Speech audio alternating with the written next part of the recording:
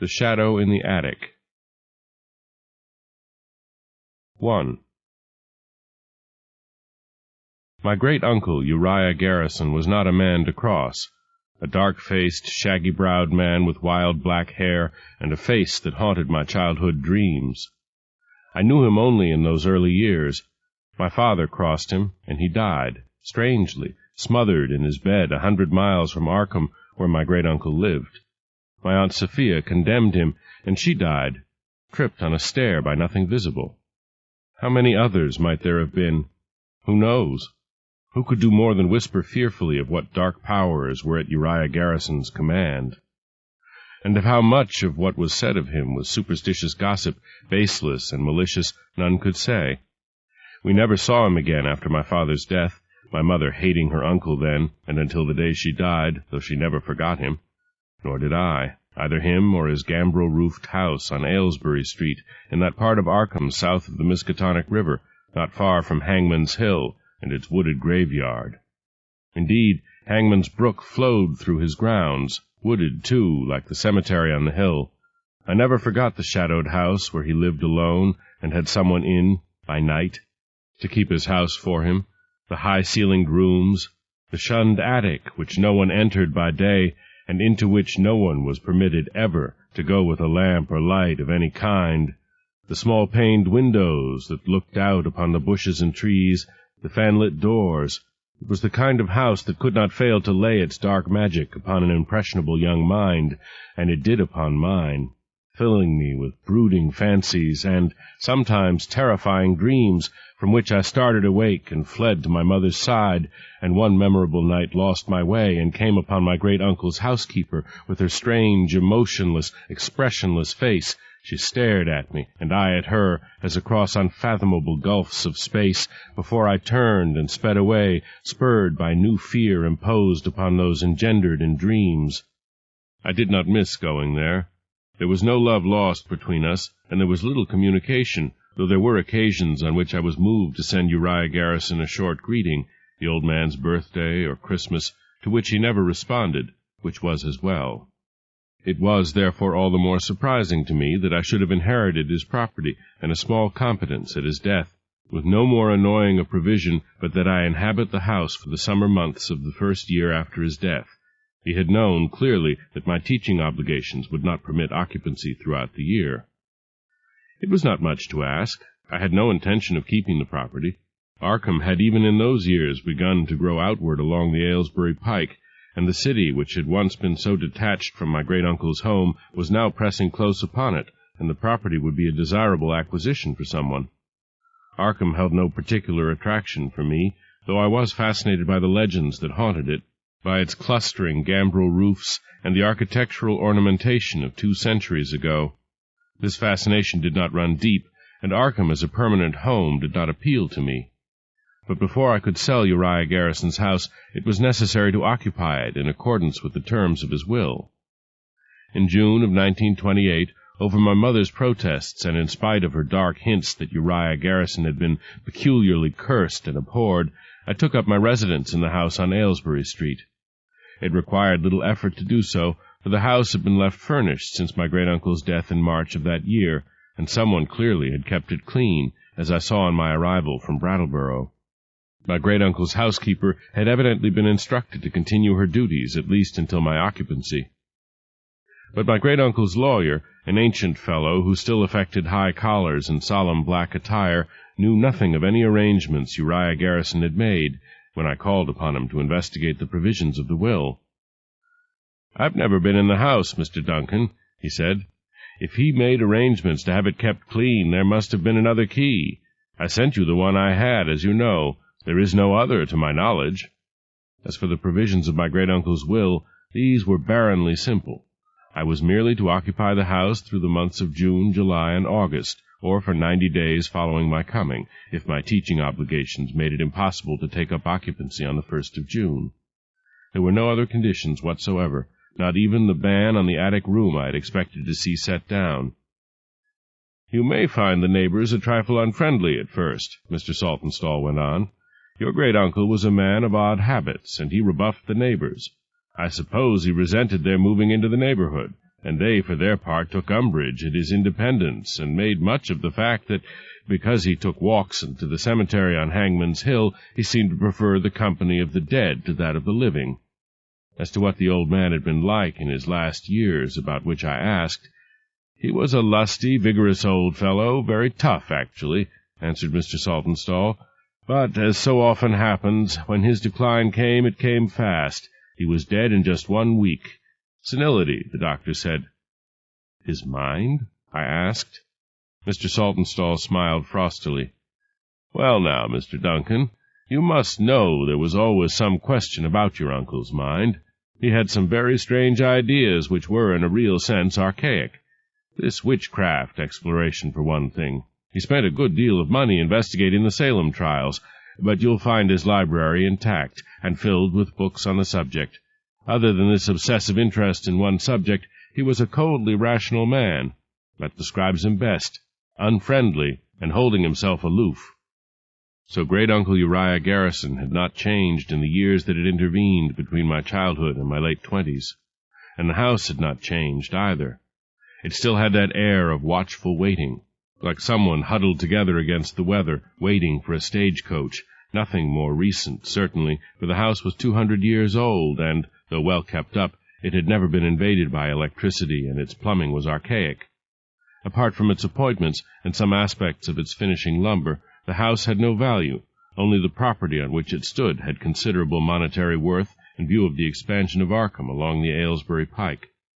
The furniture was in cherry and mahogany and black walnut, and I more than half suspected that if Rhoda, my fiancée, saw it, she would want to keep it for our own house when we built one, and what with the money the sale of the property and the furniture might realize, we should be able to build that house, leaving my salary as an English department assistant and hers as an instructor in philology and archaeology to keep it up.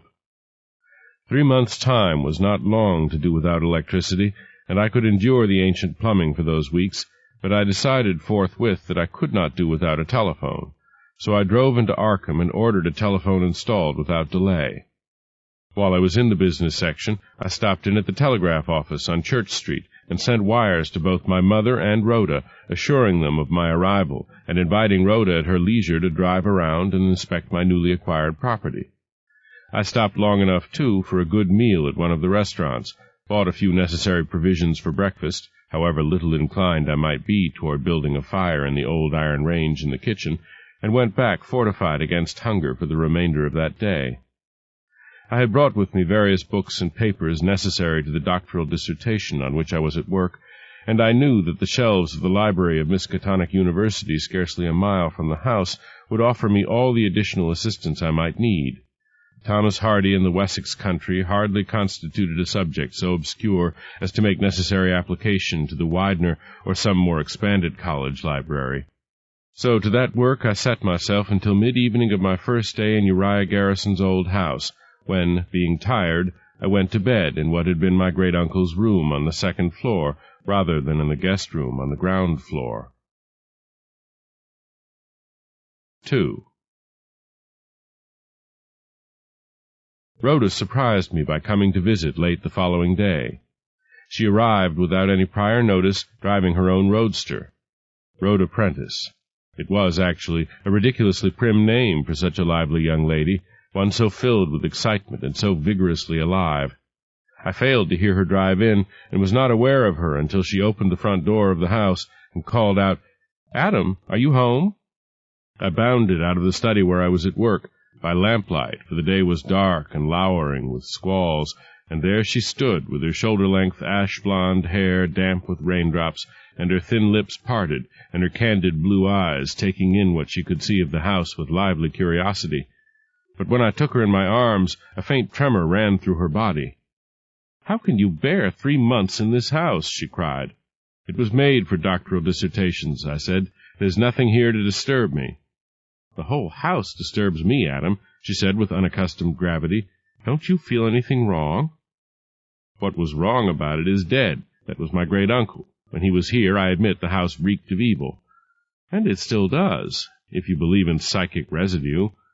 She might have said more, but I changed the subject. "You're just in time to drive into Arkham for dinner. There's a quaint old-fashioned restaurant at the foot of French Hill." She said no more, however much, as I saw by the small frown that held for a while, she was of a mind to say, and at dinner her mood changed. She spoke of her work, of our plans, of herself and of me, and we spent over 2 hours in the French house before we returned to the house. It was only natural that she should stay for the night, taking the guest room, which, being below my own, enabled her simply to rap on the ceiling if she wanted for anything, or if, as I put it, the psychic residue crowds you. Nevertheless, despite my jesting, I was aware from the moment of my fiancée's arrival of a kind of heightened awareness in the house. It was as if the house had shaken off its indolence, as if, suddenly, it had come upon need to be more alert, as if it apprehended some danger to itself in somehow learning of my intention to dispose of it to someone who would unfeelingly tear it down. This feeling grew throughout the evening, and with it a curious response that was basically sympathetic, unaccountably. Yet I suppose this should not have been so strange to me, since any house slowly assumes an atmosphere, and one of 2 centuries in age is undeniably more than a house less old. Indeed, it was the great number of such houses that lent to Arkham its chief distinction, not alone the architectural treasures, but the atmosphere of the houses, the lore and legendary of human lives come into being and spent in the relatively small confines of the city.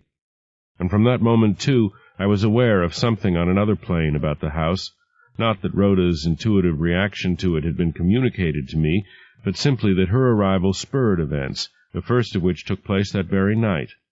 I have thought afterward that Rhoda's appearance on the scene hastened the happenings that were bound to take place in any event, but which would, in the normal course of circumstances, have taken place more insidiously. We went to bed late that night. For my part, I fell asleep instantly, for the house was set well away from most of the city traffic, and there was nothing in the house of those settling and creaking noises so common to old houses. Below me, Rhoda still moved restlessly about, and she was still up and around when I drifted off. It was some time after midnight when I was awakened. I lay for a few seconds, growing to full wakefulness. What was it that had awakened me? A sound of breathing not my own? A nearby presence? Something on my bed? Or all these things together? I thrust forth a hand and encountered unmistakably a woman's naked breast. And at the same moment I was aware of her hot, fervid breath, and then instantaneously she was gone, the bed lightened. I felt rather than heard her movement toward the door of the bedroom. Fully awake now, I thrust back the light sheet covering me, for the night was sultry and humid, and got out of bed. With hands that trembled a little, I lit the lamp and stood there, undecided as to what to do. I was clad only in my shorts, and the experience had unsettled me more than I cared to say. I am ashamed to admit that I thought at first it had been Rhoda, which was only evidence of the mental confusion the incident had brought me to, for Rhoda was incapable of such an act. Had she wished to spend the night in my bed, she would have said as much. She had done so before this. Further, the breast I had touched was not Rhoda's. Her breasts were firm, beautifully rounded, and the breast of the woman who lay next to me on my bed was flaccid, large-nippled, and old, and the effect of it, unlike Rhoda's, was one of shuddering horror. I took up the lamp and stepped outside my room, determined to search the house. But at the moment of my entry into the hall, I heard, drifting down as if from somewhere outside, high up over the house, the wailing and screaming of a woman's voice, the voice of a woman being punished, only a drift of sound that grew more and more tenuous and was finally lost. It could not have lasted 30 seconds in all, but it was, in its way, as unmistakable as what I had felt beside me on my bed. I stood shaken, and in the end retreated to my bed and lay sleepless for over an hour, waiting for what might happen. Nothing did, and when at last I slept again, I had begun to wonder whether I had not confused dream with reality. But in the morning the cloud on Rhoda's face told me that something was wrong. She had got up to prepare breakfast for the 2 of us, and I came upon her in the kitchen. Without a greeting, she turned and said, "There was a woman in the house last night." "Then it wasn't a dream," I cried. "Who was she?" she demanded. I shook my head. "I wish I could tell you." "It seems to me an extraordinary thing to have a cleaning woman in the middle of the night," she went on.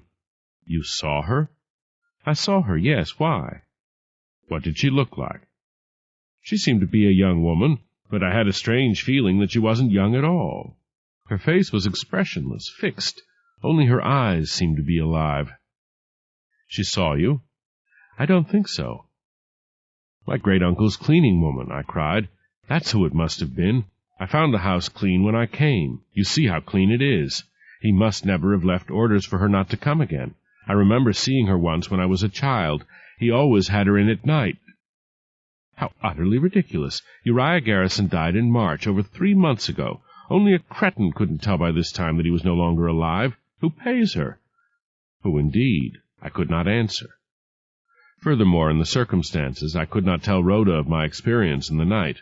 I could only assure her that I had not seen a woman in the house since that night in my early years when I had inadvertently caught a glimpse of the cleaning woman at her work. "I remember having the same impression, too, the expressionlessness of her face," I said. "Adam, that was 20 years ago, perhaps more," Rhoda pointed out. "It couldn't be the same woman." "I shouldn't think so. Still, I suppose it isn't impossible, and in spite of what Mr. Saltonstall said, she must have a key."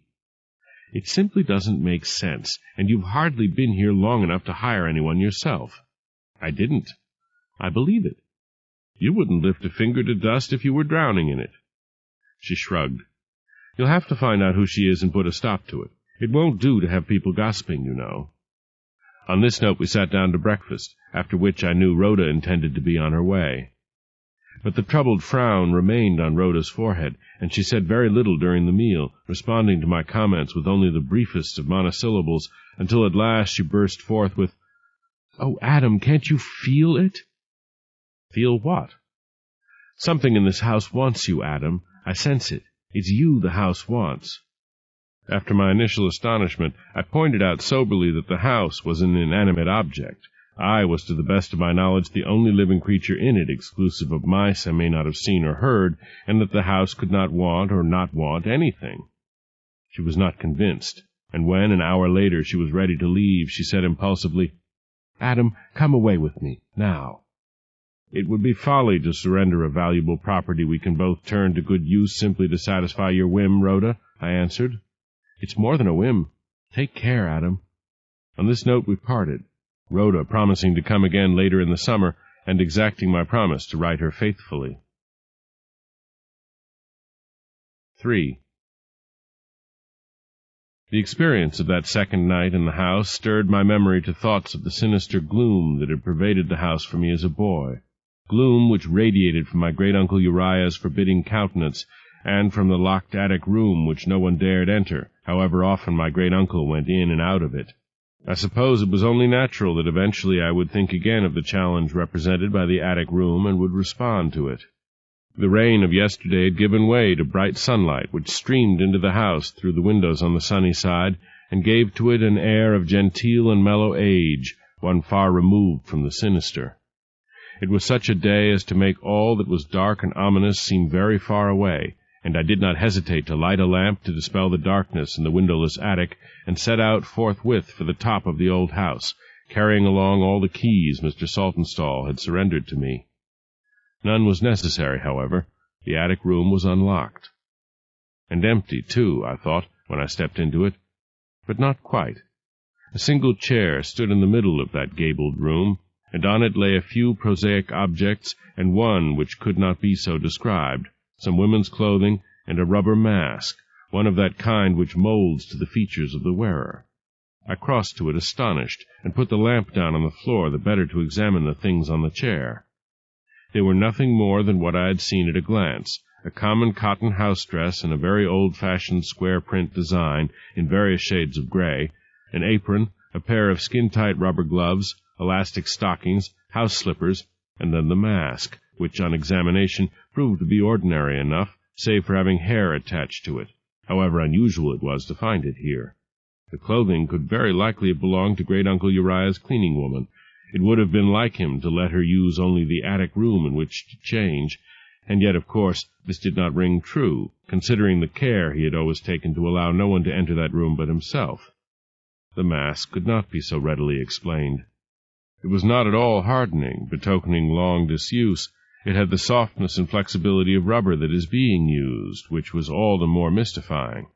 Moreover, in common with all the rest of the house, the attic was spotless. Leaving the clothing undisturbed, I picked up the lamp again and held it high. It was then that I saw the shadow, which lay beyond my own against the wall and sloping ceiling, a monstrous, misshapen, blackened area, as if some vast flame had flared forth and burnt its image into the wood there. I stared at it for some time before I realized that, however grotesque it was, it bore a resemblance to a distorted human figure, though its head, for it had a surmounting blob of shapelessness that served it as head, was horribly out of shape. I walked over to examine it, but its outlines faded as I drew close. Yet undeniably it had the appearance of having been burned into the wood by some searing blast. I moved back again toward the chair, and a trifle beyond it. The shadow bore the appearance of having come from a blast of flame virtually at floor level. Its angle was odd and inexplicable. I turned accordingly, and tried to find the possible point from which whatever had made this strange blemish on the wall and ceiling could have come.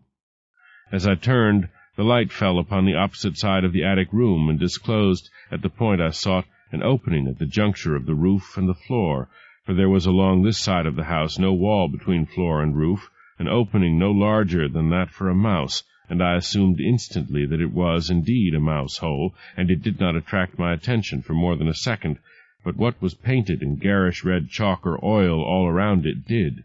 A sequence of curious angular lines, which seemed to me completely unlike any geometrical designs with which I was familiar, and which were arranged in such a fashion as to make the mouse-hole seem their precise center.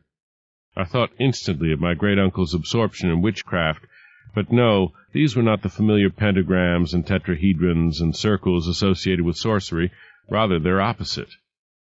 I carried the lamp toward the painted lines and examined them. Up close they were simply lines, no more, but from the middle of the attic they had a strange kind of design, essentially other-dimensional, I thought. There was no telling how long they had been there, but they did not seem to be of recent origin, that is, within the last 3 decades or so, and they might very well have been a century old. It was while I was pondering the meaning of the strange shadow and the painted lines opposite it that I began to grow aware of a kind of tension in the attic. It was actually indescribable. It felt, how curious it is to put it into words, as if the attic were holding its breath. I began to grow uneasy, as if not the attic but I were under observation, and the flame on the wick wavered and began to smoke, and the room seemed to grow dark.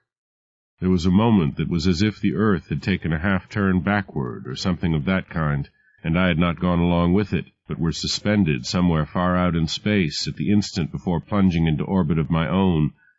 And then the moment passed, the earth resumed its regularity of turning, the room lightened, the flame in the lamp steadied. End of side 2. To continue, change side selector switch and turn the cassette over. Side 3. The Shuttered Room and Other Tales of Terror by H.P. Lovecraft and August Derleth. Continuing with The Shadow in the Attic on page 110. I left the attic in unseemly haste, with all the whispered lore of my childhood pressing after me out of the store of memories. I wiped away from my temples the fine beading of perspiration which had gathered there, blew out the lamp, and started down the narrow stairs, considerably shaken, though by the time I reached the ground floor I had regained my composure. Nevertheless, I was now a little less ready than I had been to brush aside my fiancée's perturbation about the house in which I had consented to spend the summer. I pride myself on being a methodical man. In her lighter moments, Rhoda has referred to me as her little pedant, referring strictly, of course, to my concern with books and writers and the circumstances of literature. Not that I mind. The truth, no matter how it is put, is no less truth. Once recovered from my momentarily frightening experience in the attic, following so hard upon the events of the night, I resolved to get to the bottom of the matter and uncover some tenable explanation for what had happened in both instances. Had I, in fact, been in an hallucinatory state on both occasions, or had I not? The cleaning woman obviously was the nearest point of departure. An immediate telephone call to Mr. Saltonstall, however, only confirmed what he had said before. He knew of no cleaning woman. He had no knowledge that my great-uncle had ever employed a housekeeper of any kind, and to the best of his knowledge there was no other key to the house. But you do understand, Mr. Duncan, finished Mr. Saltonstall, that your great-uncle was a reclusive sort of man, secretive almost to the point of fanaticism. What he did not wish others to know, others did not know. But, if I may make a suggestion, why not make inquiry among the neighbors? I've set foot in the house only once or twice, and they've had it under daily observation for years. There isn't much, you know, that neighbors don't find out. I thanked him and rang off. Approaching the neighbors, however, apart from a frontal attack, represented a problem, for most of the houses in the area were at more than lot-line distances from my great-uncle's house. The nearest house was 2 lots away, off to the left of my great-uncle's ancient house. I had noticed very little sign of life about it, but now that I peered from the windows, I saw someone in a rocking-chair taking the sun on the porch of that house. I pondered for a few minutes about my best approach, but I could think of nothing but a direct question. So I walked out of the house and down the lane to the house next door. As I turned into the yard, I saw that the occupant of the chair was an old man. "Good morning, sir," I greeted him. "I wonder if you could help me." The old man stirred. "Who are you?" I identified myself, which aroused an immediate response of interest. "Duncan, eh? Never heard the old man mention you. But then I never spoke with him more'n a dozen times. What can I do for you?" "I'm trying to find out how to reach my great-uncle's cleaning woman." He gave me a sharp glance out of suddenly narrowed eyes. "Young fellow, I'd like to have known that myself, just out of curiosity," he said. "I never knew her to have any other place." "You've seen her come?" "Never. Saw her through the windows at night." "You've seen her leave, then?" "Never saw her come, never saw her leave. Neither did anybody else. Never saw her by day, either. Maybe the old man kept her there, but I wouldn't know where." I was baffled. I thought briefly that the old man was being deliberately obstructive, but no, his sincerity was self-evident. I hardly knew what to say. "That's not the only thing, Duncan. You seen the blue light yet?" "No." "You heard anything you couldn't explain?" I hesitated. The old man grinned. "I thought so. Old Garrison was up to something. I wouldn't be surprised if he's still at it." "My great-uncle died last March," I reminded him. "You can't prove it by me," he said. "Oh, I saw a coffin carried out of that house up to the cemetery on Hangman's Hill, but that's as much as I know about it. I don't know who or what was in the coffin." The old fellow went on in this vein until it was clear to me that he knew nothing, no matter how much he suspected.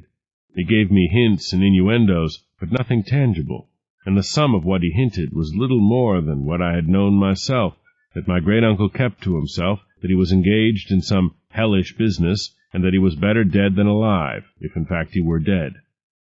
He had concluded also that there was something wrong with my great-uncle's house. He did concede that, left alone, he did not trouble the neighbors, and he had been left strictly alone ever since old Mrs. Barton had gone to his house and upbraided him for keeping a woman there, and was found dead of a heart attack next morning at her home. Scared to death, they said. There was plainly no shortcut to information about my great-uncle to be had.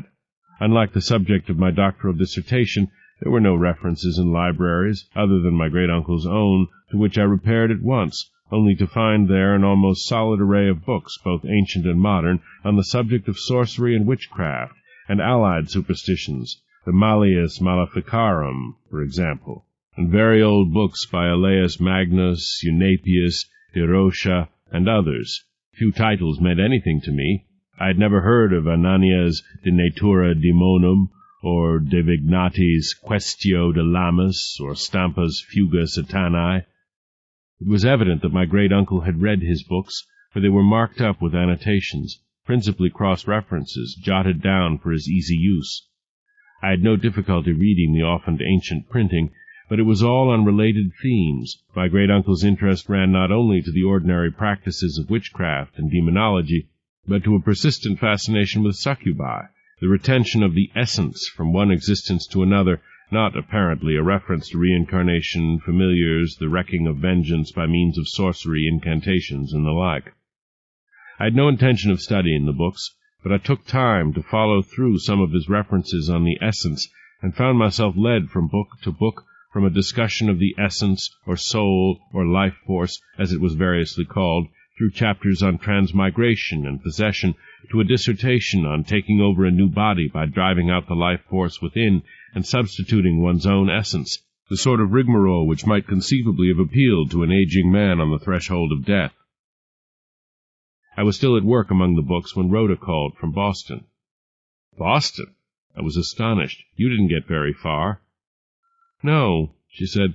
I just began to think about your great-uncle and stopped off here at the Widener to look at some of their rare books. Not on sorcery, I hazarded a guess. Yes. Adam, I think you ought to get out of that house. And just throw a tidy little inheritance over my shoulder? Not a chance. Please don't be stubborn. I've been doing some research. I know what a closed mind you have, but believe me, she said earnestly, your uncle was up to no good when he made that stipulation. He wants you there for a definite reason. Are you all right, Adam? Perfectly. Has anything happened? I told her in detail what had taken place. She listened in silence. When I had finished, she said again, I think you ought to leave, Adam. As she spoke, I was conscious of a growing irritation with her. Her possessiveness, her assumption of the right to tell me what I ought to do, which did certainly postulate her conviction of knowing better than I what served my welfare, angered me. I'm staying, Rhoda, I said. Don't you see, Adam, that shadow in the attic, some monstrous thing came in by way of that hole and blasted that shadow there, she said. I'm afraid I laughed. I've always said women simply aren't rational creatures. Adam, this isn't a man-woman thing. I'm scared. Come back, I said. I'll protect you. Resigned, she rang off. 4. That night was memorable for what I chose then to believe pure hallucination. It began literally with a step on the stair some time after I had gone to bed. I listened for a moment to hear it again. Then I slipped out of bed, made my way in the dark to the door, and opened it just enough to enable me to look out. The cleaning woman had just passed my door, bound for the ground floor. I backed into my room at once, fumbled my way to my dressing gown and my bag. I had not had occasion to use it before, and let myself out of the room, bent upon facing the woman at her work. I moved quietly in the darkness down the stairs, though the dark was alleviated somewhat by the iridescence of moonlight flowing into the house from outside. Not quite midway down, I experienced that curious sensation I had known previously of being watched. I turned. There in the well of glowing darkness behind and a little above me hung the spectral likeness of great-uncle Uriah Garrison, something as ephemeral as air, the heavy bearded face distorted a little by the moonlight's iridescence, the burning eyes, the shock of tousled hair, the high bones of his cheeks with the parchment skin tied over them, seen for an instant so unmistakably. Then it collapsed like a pricked balloon and vanished, save for a thin serpentine coil or rope of some dark substance which seemed to flow writhing and turning down the stairs to where I stood, until it, too, disappeared like smoke. I stood frozen with terror until reason reasserted control. I told myself I had had an hallucination of a kind not to be entirely unexpected, in view of my concern during the day about my great-uncle and his curious preoccupations, though I should have thought this far more likely to have occurred in dream than in a vision while awake. But at this moment, too, I questioned the degree of my wakefulness. I had to think what I was doing on the stairs, and remembered the cleaning woman. I had an impulse to return to my room and go to sleep, but I would not. I pulled myself together and went on. There was a light in the kitchen, a lamp burning dimly and low by the glow of it. I crept silently toward the kitchen and stood where I could look in. The woman was there, cleaning as always. Now was the time to front her directly and demand an accounting of her presence. But something held me where I was. Something about the woman repelled me. Something other stirred my memories, and I remembered that other woman I had seen there in the years of my childhood. Slowly, certainly, I became aware that they were one and the same. The woman's impassive, expressionless face was unchanged over 20 years or more. Her actions were mechanical, and she seemed even to be wearing the same clothing. And intuitively I knew that this was the woman whose body I had felt beside me on the bed in the night. My reluctance to face her grew, but I forced myself to step into the room just over the threshold, on the tip of my tongue the demand for an accounting of her presence. But no word left my lips. She turned, and for but a brief few moments our eyes met, and I looked into pools of glowing fire. eyes that were hardly eyes at all, but so much more, the epitome of passion and hunger, the apex of evil, the embodiment of the unknown. In every other respect the confrontation was no different from what it had been in the earlier years. She did not move. Her face, save for her eyes, remained expressionless. Then I lowered my eyes, unable to gaze into hers any longer, and stepped back across the threshold into the darkness behind me, and fled up the stairs to my room, where I stood trembling, my back to the door, my thoughts confused, for I knew that what I had seen was something more than a woman, but I did not know what, something in bondage to my dead uncle, something bound to return night after night and perform these rites. Where she came from remained unknown. It was while I still stood there that I heard her once again on the stairs, starting up from below. For a few moments I thought her bound for my room, as once before, and I felt myself grow cold with fear, but her steps carried her past, on to the stairs that led to the attic. As the sound of her steps receded, my courage returned, and emboldened I opened the door and looked out. All was in darkness. But no. Up at the top of the stairs, out from under the attic door, shone a blue glow. Even as I mounted to the attic, the blue glow began to fade. I stood with my ear pressed to the door listening. There was no sound. Pressed by mounting courage, I threw open the door. There was no sign of the woman, but over against the floor where the angle of the roof joined it, the blue light I had noticed under the door was flowing out like water through the mouse hole there, and the painted lines all around the hole glowed as with a light all their own, which faded even as I watched. I lit a match and held it high. The clothing the woman had worn lay as before on the chair, and the mask. I crossed to the chair and touched the mask. It was warm. The match burned my fingers and went out. All was now black as pitch, but from the direction of the mouse hole I felt such a drawing power as must I fling myself on my knees and try to follow the blue light, if I did not at once escape, a pulsing, sensate evil. And once again the earth seemed to stop in its turning. There was a lurch in time, and a great cloud of paralyzing fear enveloped me. I stood as if transfixed. Then, from the mouse hole, a drift of blue light like smoke came seeping into the attic. The sight of it burgeoning there broke the spell that held me. I ran, crouching, to the door and flung myself out of the attic. I raced down the stairs to my room, looking back as if I expected some eldritch thing to be hot on my heels. There was nothing but blackness, nothing but the dark. I went into my room and threw myself upon the bed, fully clothed, and there I lay, waiting apprehensively for whatever might come, knowing I should do as Rhoda had asked, yet curiously reluctant to leave the house on Aylesbury Street, not because it was my inheritance, but for a frightening kind of bondage, almost kinship, that kept me there. I waited in vain for even the ghost of a sound to disturb the quiet. Nothing whatsoever came to ear but the natural sounds the house made on a windy night, for a wind had come up, and the occasional keening of a screech-owl from the direction of Hangman's Hill. And presently I slept, fully clothed as I was, and in my sleep I dreamed that the blue light burgeoned and mushroomed into the attic, came flowing down the stairs and into the room where I lay, and out of the mouse hole at the apex of the angle of roof and floor came to swell and grow the figures of the cleaning woman, now clad and rubber-masked, now hideous with age, now naked and beautiful as a young woman, and beside her my great-uncle Uriah Garrison, invading the house and the room, and at last me, a dream from which I woke bathed in perspiration on the edge of dawn, which lay pale blue in the room before it gave way to the roseate hue of the morning sky. What kept me awake, exhausted as I was the pounding at the outside door. I struggled to my feet and made my way to the door. Rhoda stood there. "Adam," she cried, "you look terrible." "Go away," I said. "We don't need you." I was momentarily shocked to hear my own words, but in a few moments I was resigned to them. I began to understand that I meant them. I resented Rhoda's interference, as if she thought I could not take care of myself. "So, I'm too late then," she said. "Go away," I said again. "Just leave us alone." She pushed past me and strode into the house. I went after her. She was bound for the study, and when she got there she put together my notes and manuscript for my hardy dissertation and confronted me with them. "You won't need these any more, will you?" she asked. "Take them," I said. "Take them all." She took them. "Goodbye, Adam," she said. "Goodbye, Rhoda," I said. I could hardly believe the evidence of my eyes, but Rhoda went, as meek as any lamb, and though I was still vaguely troubled by it, I was aware of a secret satisfaction at the way things were turning out. 5.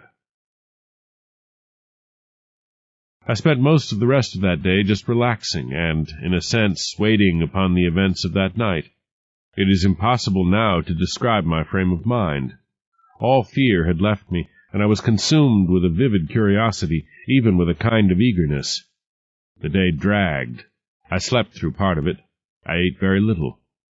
My appetite now was for something no food could satisfy, and it did not trouble me that this was so. But the night and darkness came at last, and I set myself to waiting with keen anticipation for whatever might come from that room in the attic. I waited at first downstairs, but at last I understood that it was the room above, my great-uncle Uriah's old room, where I must wait upon the events of night in the house, so I went there and sat in the darkness. I waited while the night grew older, hearing the old clock downstairs strike the hours of 9 and 10 and 11. I expected to hear soon the step of the woman on the stair, the woman called Lilith, but it was the blue light that came first, seeping in under the door, as in my dream. But I was not sleeping. I was not dreaming. The blue light came, filling the room until I could just faintly see the naked form of the woman and the shaping form of great-uncle Uriah looming up with a writhing, twisting, serpentine coil reaching out from where he was taking shape to where I sat on the bed. And then something more, something that filled me with sudden terror. I smelled smoke, and I heard the crackling of flames. And from outside came Rhoda's voice, calling, "Adam! Adam!" The vision collapsed. The last thing I saw was the expression of terrible rage on my great-uncle's spectral face, the fury on the face of the woman changing in that light from that of a lissom girl to that of an ancient hag. Then I flung myself to the window and opened it. "Rhoda!" I cried. She had taken no chances. There was a ladder up against the window-sill. The house burned to the ground with everything in it. Its burning did not affect my great-uncle's will. As Mr. Saltonstall put it, I had been fulfilling his condition when circumstances beyond my control made it impossible to continue. So I did inherit the property, and I sold it, and Rhoda and I were married, in spite of her insistently feminine delusions. "I set fire to it myself," she said. She had spent the day after she had left with my papers and books at the library of Miskatonic University, famed for its collection of arcane books studying witchcraft lore. She had concluded that the spirit animating the house and responsible for the events in it was that of great-uncle Uriah Garrison, and that his sole reason for the condition that I must live there was to place me within his reach so that he could usurp my own life-force and take possession of my body. The woman was a succubus, perhaps his mistress, the mouse-hole obviously an opening into another dimension. Trust a woman to construe some kind of romantic angle out of even the most curious events. Succubus, indeed. There are times even now when her notions affect me. From time to time I find myself unsure of my own identity. Am I Adam Duncan or Uriah Garrison? It does no good to mention it to Rhoda. I did so once, and she said only, "It seems to have improved you, Adam." Women are fundamentally not rational creatures. Nothing will shake her free of her notions about the house on Aylesbury Street.